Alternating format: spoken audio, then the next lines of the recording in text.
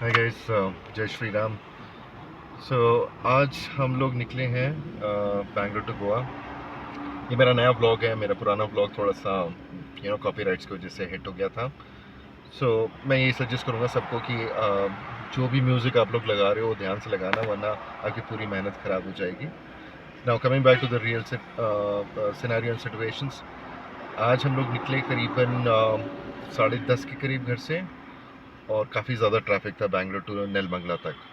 लेकिन ये है सितंबर मंथ, और मैं देखना चाहता था कि बैंगलोर टू गोवा का रोड कैसा है, प्लस रास्ते में कैसा क्लाइमेट रहेगा और गोवा कैसा रहेगा।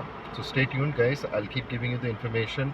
मैं ये भी दूंगा कि टोल रेट्स कितने इंक्रीज़ हुए हैं, क्योंकि काफ़ी ज़्यादा मेरे को लग रहा है कि इंक्रीज़ हो गए हैं। That information I am going to give you that. Stay tuned guys, and I will keep giving you the information about the roads and Goa. Hi guys, just thought of sharing you one more information कि मैंने सोचा long drive होगा तो इस पे कुछ changes किया जाए मेरी कार में। तो मैंने कार में एक टच स्क्रीन म्यूज़िक सिस्टम, दो स्पीकर्स और दो डोर स्पीकर्स लगाए हैं, जस्ट टू मेक श्योर कि जो लॉन्ग ड्राइव जर्नी है उसमें म्यूज़िक बजता रहे। इसके बारे में मैं आपको डिस्क्रिप्शन में और भी इन्फॉर्मेशन दूंगा कि मैंने टोटल कितना खर्च किया है। बिलीव मी, बहुत सारे लोग बोलते हैं कि 20,000 30,000 का कॉस्ट होता है, लेकिन मुझे लगता है कि हम लोग सस्ते में भी अच्छा काम करा सकते हैं। The whole setup including the system मुझे पड़ा है करीबन 9,600 का। I give the description under the description box की कौन सा सिस्टम मैंने लिया है और कैसा ये म्यूज़िक रेजोनेट कर रहा है। Now coming back to the road. Road अभी तक तो बहुत अच्छी है, मुझे ऐसा नहीं लग रहा है कि हाँ रोड में कोई प्रॉब्लम है। आप आराम से गाड़ी चला सकते हो without any shadow of doubt. जो सबसे ज़्यादा डर लगता है when you are going for a long drive is the speed breakers. तो what I have notice so far कि स्पीड ब्रेकर्स बिल्कुल नहीं हैं। छोटे वाले स्पीड ब्रेकर आते हैं जहाँ पे I don't think so you should be applying brakes. You can go at a constant speed, but as we say, speed thrills but kills. So you need to be a little cautious. It's not because कि आप कैसे चला रहे हो, it is all about how the other people are driving. So there were few incidents where I've seen जहाँ पे थोड़े से ट्रक्स टॉपल हो चुके हैं and then there has been a crash. So I always say that drive safely. तो Bangalore to Hubli is a 3 lane road and road के बीच में कहीं कहीं पे डिविएशंस हैं जहाँ पे आपको हाईवे से थोड़ा साइड जाना पड़ेगा because roads are under construction. But overall what I would say the roads are absolutely great to drive.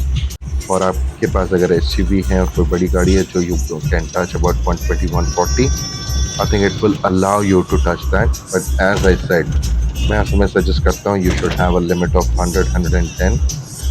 That is a safest speed to go. रास्ते में काफ़ी ज़्यादा पेट्रोल बंक्स मिलेंगे, लेकिन पेट्रोल बंक्स के लिए I would say that you have to go off the highway to go. Roads रात में थोड़े बहुत तो ट्रैफिक मिले हैं, लेकिन ट्रक्स का टाइमिंग ही वो होता है, तो आई कैन नॉट से कि ये टाइम गलत है। But night drivings are better because we avoid city. When we pass through a city में ज़्यादा से जो सिग्नल्स होते हैं we can avoid it without any shadow of doubt. Having said that, अच्छी रोड चल रही है, let me enjoy this road.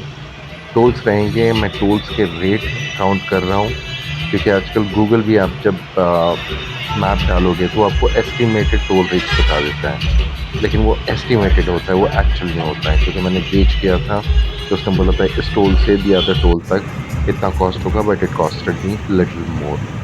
So we need to be a little cautious on that side. Make sure you recharge your FASTag, क्योंकि अगर FASTag आपने recharge नहीं किया है तो मैं आपको बता देता हूँ डबल चार्ज होता है। तो there was one guy who was on the toll. His FASTag was empty. He did not did not pay attention on it.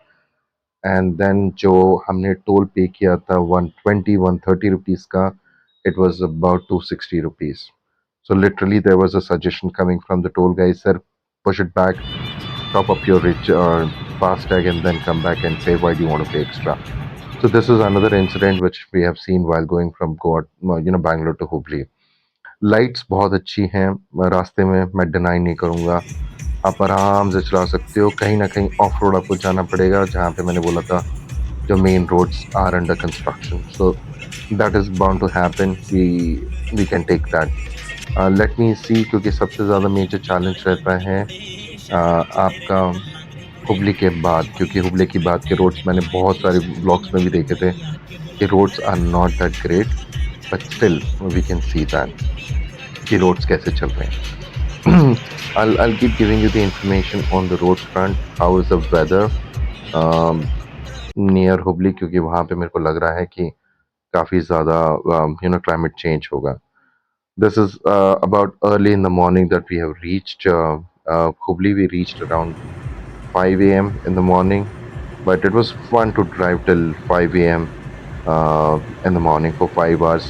It's without any pain that you can drive. You can put it in fifth gear, and if you're an automatic car, then you don't will not even feel any pinch of driving so long. और दूसरी चीज़ है कि मुझे ये ऐसा लग रहा है कि यहाँ पे आजू-बाजू में इतनी हरियाली है कि if you are a environment lover, I'm sure you're gonna love this scenery. You can stop on between, you can have multiple videos that you can put it across, or more than that, you can enjoy the weather and the climate. At the moment ये चल रहा है, but I am not sure कि कैसा रहेगा. मैं अभी आपको ये भी डाल दूँगा कि टोटल कितने हुए हैं. टोटल कंप्लीट होने के बाद I think it costed us around 635 rupees one side from Bangalore to Goa entrance तक. एंड आगे देखते हैं कि रोड कैसी जाएगी. Stay tuned guys.